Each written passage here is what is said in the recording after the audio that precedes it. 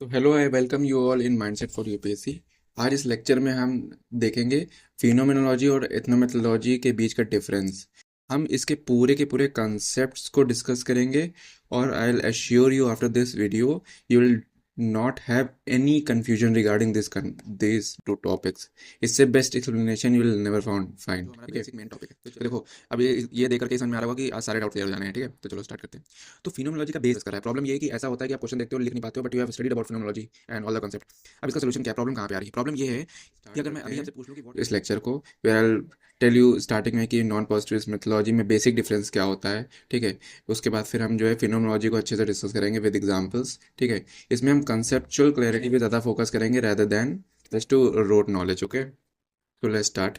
ठीक है, तो सबसे पहले बात करते हैं कि पॉजिटिविज्म और नॉन पॉजिटिविस्ट मेथोलॉजी में मेन डिफरेंस क्या है। मैक्सिमम लोग प्रिपेयर करते हैं बट एट द एंड उनको इसी बीच में डिफरेंस में बहुत कन्फ्यूजन रहती है। फॉर एग्जांपल, अगर हम पॉजिटिविज्म की बात करें, पॉजिटिविस्ट मेथोलॉजी की बात करें, ठीक है, तो बात करती है जो इंडिविजुअल है उस पर सोसाइटी इंडिविजुअल पे इम्पैक्ट करती है। ठीक है, और जो इंडिविजुअल है उसकी इंपॉर्टेंस वो कुछ खास नहीं मानती है। पॉजिटिविज्म वो कहती है individual is mayor part of the society and govern by its rules.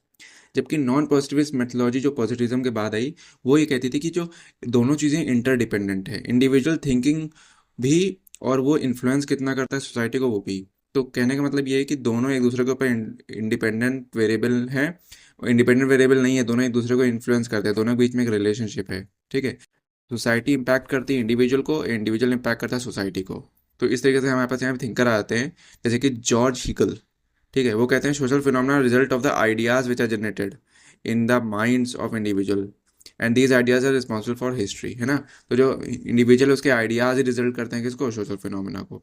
अभी मैं एग्जाम्पल के साथ समझाऊंगा, जस्ट बी विद मी। ठीक है, तो अभी हम पॉजिटिविज्म नॉन पॉजिटिव देखो, यहाँ पे डिफरेंस दिया हुआ है, ये एसेंशियल सोशियोलॉजी का है। ठीक है, स्ट्रक्चरल अप्रोच होती है, इंटरेक्शनल अप्रोच होती है ना, macro perspective, micro perspective. Micro का मतलब इंडिविजुअल के माइंड में क्या चल रहा है वहाँ पे हम जाके बात करेंगे। मैक्रो मतलब ऊपर ऊपर से देख के बात कर लेंगे। ठीक है, normative, individual centric, nomothetic, idiographic, ideas की बात करता है, इडियोग्राफिक। ठीक है, नॉर्म्स की बात करता है सोसाइटी के लेवल पे। क्वांटिटेटिव या क्वालिटेटिव डिस्क्रिप्टिव होता है ना, इस तरह कॉजल एक्सप्लेनेशन जनरलाइज करता है, ये डिस्क्राइबिंग फिनोमेना के ऊपर बात करता है ना।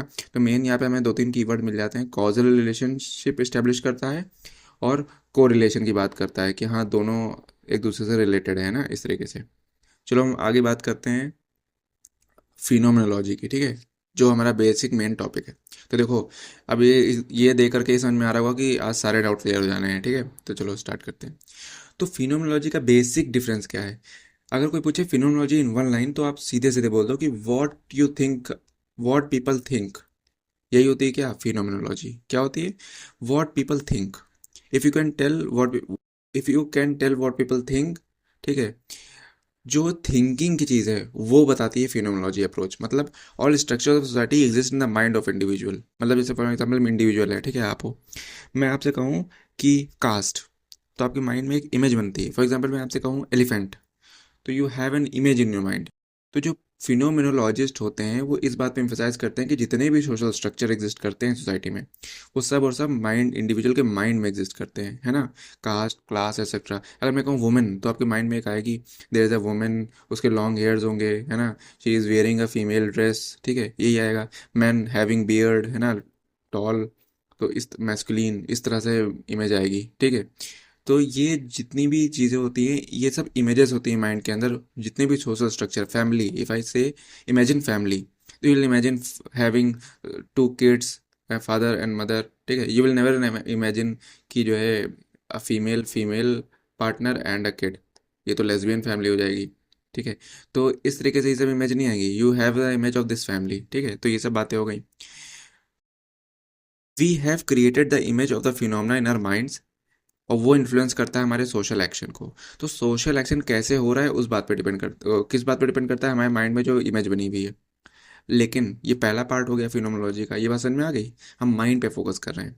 सेकंड पार्ट है कि but these image are not fixed.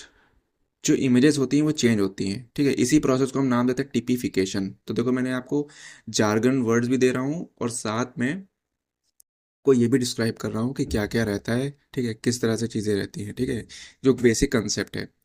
तो जो these images are not fixed, जैसे मान लो कि आपके माइंड में, मैं कहता हूँ पुलिस स्टेशन, तो आपके माइंड में आता है पुलिस स्टेशन, पुलिस कैसी होगी, करप्ट होगी, ये होगा वो होगा।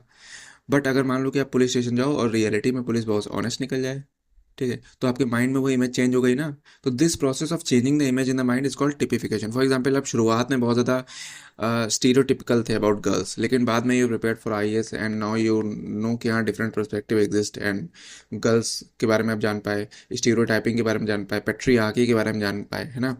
तो सोशोलॉजी के स्टूडेंट तो बहुत अच्छे से इस चीज़ को समझ पाते हैं। तो आपकी माइंड में इमेज चेंज हुई, दिस प्रोसेस कॉल्ड टिपिफिकेशन। तो जो पहली बात तो सोशल स्ट्रक्चर्स माइंड में एग्जिस्ट कर रहे हैं, वो माइंड के सोशल स्ट्रक्चर्स भी चेंज होते हैं with time, this process is called typification, ठीक है। तो इस तरीके से बात हो गई, ठीक है।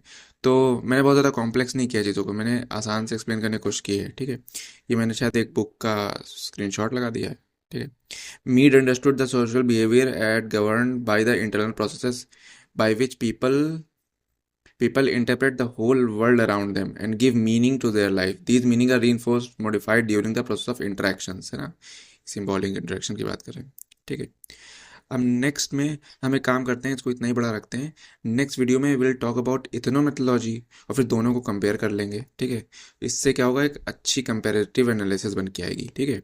तो ये चीज़ें हो गई, इस तरीके से you will get a gist of कि क्या है क्या नहीं। देखो, मैक्सिमम प्रॉब्लम कहाँ पे आती है, मैक्सिमम प्रॉब्लम ये आती है कि you know what to write in phenomenology, सब कुछ है, आप क्वेश्चंस को देखते हो और लिख नहीं पाते हो, ठीक है। और वो इसकी प्रॉब्लम जो है वो कोई नहीं एड्रेस कर रहा है। प्रॉब्लम ये है कि ऐसा होता है कि आप क्वेश्चन देखते हो और लिख नहीं पाते हो, but you have studied about phenomenology and all the concept. अब इसका सोल्यूशन क्या है, प्रॉब्लम कहाँ पे आ रही है, प्रॉब्लम ये है कि अगर मैं अभी आपसे पूछ लूँ कि व्हाट इज़ फिनोमेनोलॉजी, तो you can not tell me in simple language one word. यही प्रॉब्लम है हमारी ना, एक्चुअली मैं बताता हूँ, हमारी ना कंसेप्चुअल अंडरस्टैंडिंग ही नहीं होती है, कंसेप्ट बने नहीं होते हैं, और जब कंसेप्चुअल अंडरस्टैंडिंग अच्छी नहीं होगी तो we can not write answers. तो इसीलिए in these lectures I am focusing on conceptual understanding. आगे आंसर राइटिंग पे भी क्वेश्चन वीडियो आएगी, ठीक है। सो stay tuned for the next video where I will discuss the ethnomethodology and differences between phenomenology and ethnomethodology, ठीक है। So till then I have a telegram group, ठीक है। I also have a telegram group जहाँ पे you can join, ठीक है, in the description and send me answers for evaluation, okay।